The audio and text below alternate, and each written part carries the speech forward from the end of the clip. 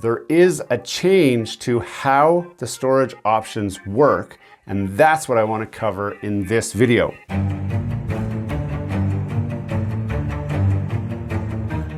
Hey, welcome back to GT Canada. Today we're doing just a quick video to talk about the recent update to the PlayStation 5 system.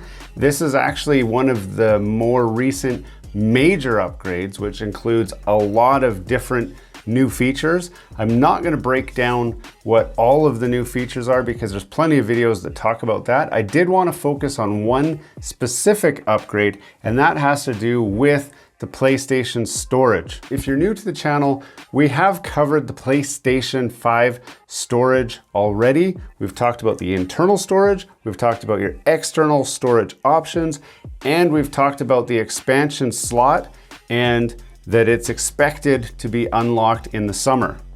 That has not changed. We still expect it to be unlocked in the summer. This update does not unlock the expansion slot. So if you're curious if it's been unlocked, no, it has not been unlocked. Your storage options remain the same.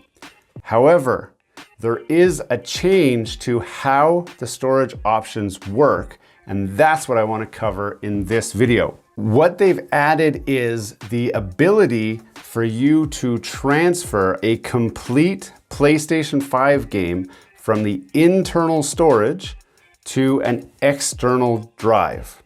Now the drive can be just a regular USB hard drive, a USB SSD, or if you've got one of the M.2 drive expansions, you could put it on that as well. There are benefits to going for a faster external drive, and I'm going to cover that in this video. So the first thing that you need to know is this: an external hard drive, or an external expansion drive, we'll call it, must be plugged into the back USB ports on the PlayStation. If you plug it into the front USB port, you'll be greeted with an error that says, hey, you can't use this USB port. I'm going to explain why. The front USB-A port, that's this guy right here. So that's the front USB-A port. There's also a USB-C port, and we'll cover that in a minute. But the USB-A port is simply a high-speed USB port. High speed can sustain data transfer rates. This is USB 2.0, high speed, 480 megabytes per second, which isn't bad, but it's not great. The back two ports, which I'll show you right here, these back two USB ports, those are super speed USB ports. It just calls it a USB super speed port at 10 gigabytes per second. Now, it does not list that as a USB 2 or a USB 3 or a 3.1. However, if we look at the USB data transfer rates and specifications, it would say that a USB 3.1 super speed is rated at 10 gigabytes per second. So those are USB 3.1 ports. Also, the USB-C port, which you can see right here, it's not in red, I'm circling it with my mouse here. That's a USB-C port, and it has the same rating as the back USB ports. So that would be 10 gigabytes per second. What that would mean is, if you got the fastest external USB enclosure that you can get, if it's rated at or close to 10 gigabytes per second, your transfer rates should go very, very quickly. So I'll show you a video real quick of me transferring, this is a 25 gigabyte game, Tony Hawk's Pro Skater for the PlayStation 5. It's about 25 gigabytes. That game took about 5 minutes to transfer from the internal storage to an external hard drive. So that's a physical, it's a 7200 RPM physical hard drive. So my data transfer rates would have been severely slowed down by that hard drive. So that would be the slowest end of the spectrum. If you get a faster drive, you would expect transfer rates that are faster than that. So if I do the math real quick, we were going at about 5 gigabytes a minute at the slow setting. Having a faster drive would transfer that faster. The important thing to note is, even though you can transfer the game to an external storage device, you cannot play it from that external drive. You must transfer the game over to the PlayStation 5 internal storage before it will allow you to play. However, if you have, and this is the setup I'm going to recommend, so you could go to Amazon and pick up one of these NVMe SSD enclosures that have the USB 3.1 spec. So they're rated at 10 gigabytes per second, which happens to be the speed rating of the PlayStation 5 USB ports as well. Then if you go and get a drive that would be rumored to work on the PlayStation 5 as an internal storage drive, you could buy a drive right now, use it to swap those PlayStation 5 games back and forth on demand, and then when the internal storage slot gets unlocked, you could take that drive out of your external enclosure and stick it inside the PlayStation 5 and then use it as internal storage the way that we've all wanted to use it in the first place. So you're not going to be wasting your money, and you would benefit from the faster speeds right now. Now, we don't know what drives will be approved to work. If you can find one that supports 7 gigabytes per second of transfer, read and write, then you're probably safe, but again, there's no guarantees.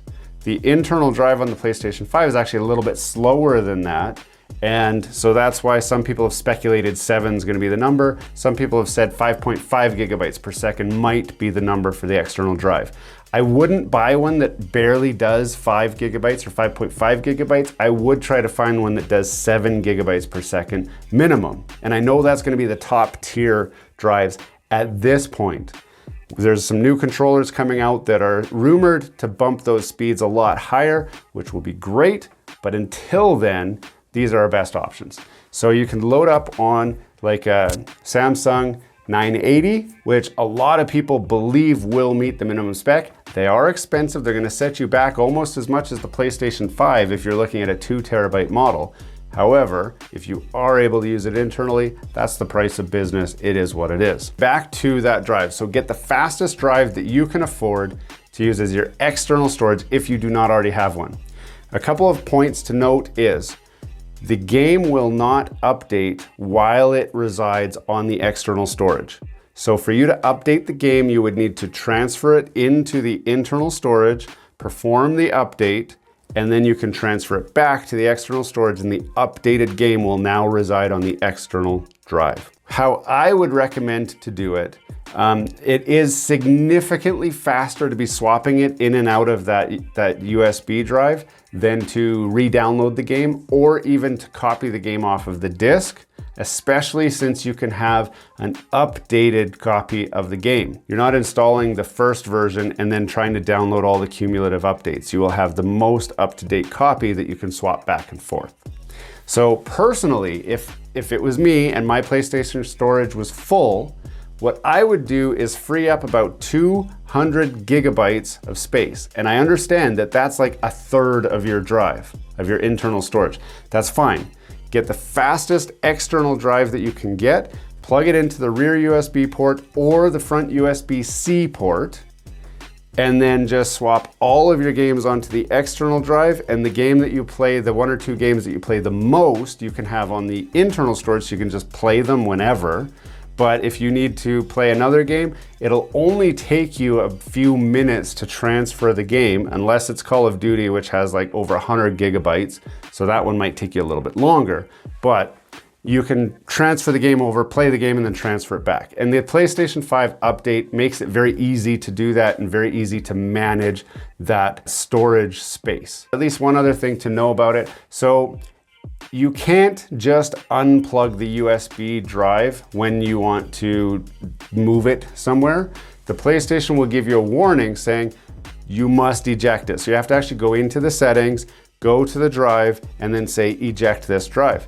Now, for fun, I tested this just to see what would happen, because how many of us, I mean, Windows computers have had an eject option for a lot of years, but how many of us actually eject the game? We don't. We just unplug the drive, we do our thing, plug it back in, and it works. Every once in a while, it'll give you an error which says it needs to be fixed, but for the most part, it's okay. So I transferred my Tony Hawk Pro Skater game to the hard drive. Then I unplugged it.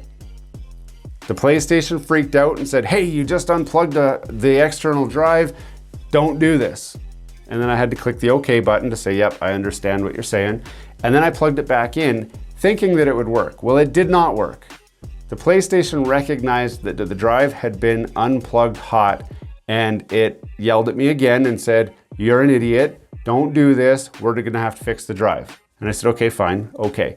And then it said, now we're fixing the drive. It took less than a minute to scan and fix the drive, but it did take extra time, about the same amount of time as it would take to go to the settings and eject the drive.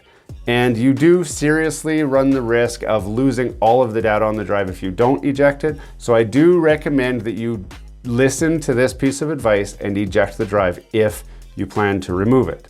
It's plugged in the back. You can set it out of the way where nobody's going to be touching it anyway. You shouldn't have to be plugging and unplugging the drive all the time anyway, so it shouldn't be a big deal.